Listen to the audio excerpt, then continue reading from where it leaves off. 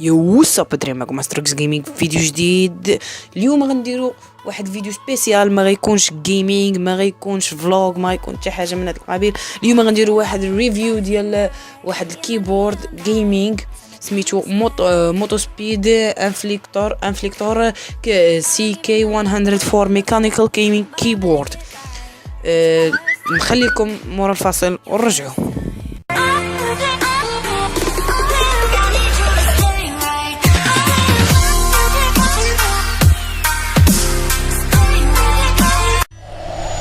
ورجعنا لكم الدراري مع العرض التسويقي ديال الكيبورد هو عباره عن كيبورد ميكانيكال كيبورد كروما سميتو من الشركه المصوبه سميتها موتو سبيد، شركه يابانيه.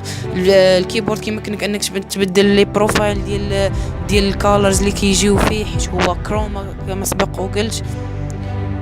كما تشوفوا هو في العرض الترويجي موجه خصيصا الجيمرز بروفيشنال واللي باغيين يزينوا السيت اب ولا الجيمنج روم ديالهم. كيمكنك اصلا من تاخذ بزاف ديال البروفايل، مثلا كنتي باغي تلعب لول كدير واحد البروفايل يمكنك انك تضغط بسلاسه كما غنشوفوا دابا في العرض الترويجي.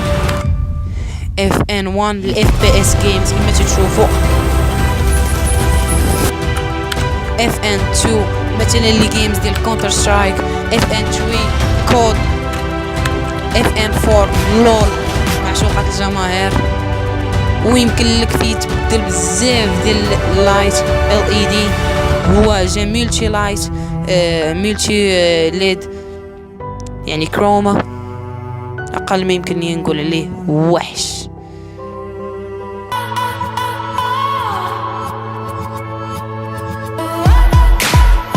Bottles getting low, bodies getting high in the